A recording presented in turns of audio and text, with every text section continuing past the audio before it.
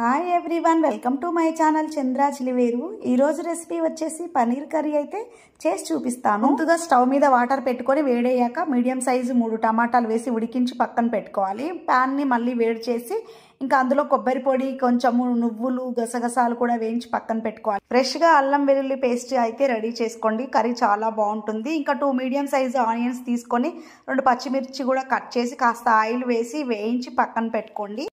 ఉడికించి పక్కన పెట్టుకున్న టమాటాలకు తొక్క తీసి 2 ముక్కలుగా కట్ చేసి అదే బాణీలో ఒకసారి ఫ్రై చేసి పక్కకు తీసి అన్నీ కూడా పేస్ట్ చేసి పెట్టుకోవాలన్నమాట. టమాటా పేస్టు, ఆనియన్ పేస్టు, ఇంకా గసగసాల పేస్టు, పెరుగు, ఇంకా అల్లం వెల్లుల్లి పేస్ట్ ఈ పేస్ట్ చేసి పక్కన పెట్టి సిద్ధం చేసుకున్న తర్వాత ఇంకా స్టవ్ మీద బాణలు పెట్టేసి వేడైన తర్వాత ఆయిల్ వేసి వేడి చేసుకొని ఇక మసాలా దినుసులు అన్నీ కూడా వేసేసుకొని ఫ్రై అయ్యాక అల్లం వెల్లుల్లి పేస్ట్ వేసి మంచి కలర్ వచ్చేదాకా అల్లం వెల్లుల్లి పేస్ట్ ని ఫ్రై చేసి కాస్త కరివేపాకు కూడా వేసి వేయించండి. ఆ తర్వాత పేస్ట్ చేసి పెట్టుకున్న టమోటాని వేసి బాగా కలిపేసి మూత పెట్టి ఒక 2 మినిట్స్ ఉడికించండి.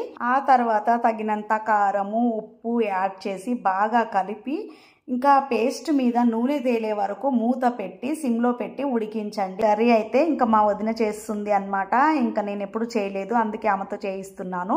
ఇక ఇప్పుడైతే మనము గసగసాల పేస్ట్ అండ్ పెరుగు కూడా వేసి బాగా కలిపి తగినంత వాటర్ అయితే పోసుకొని ఇక మూత పెట్టి ఒక 2 మినిట్స్ అయితే ఉడికించాలి. ఇప్పుడు ముక్కలుగా కట్ చేసి పెట్టుకున్న పన్నీర్ని కూడా వేసేసి కసూరి మేతి, ధనియాల పొడి వేసి మూత పెట్టి ఒక 2 మినిట్స్ అయితే ఉడికించాలండి.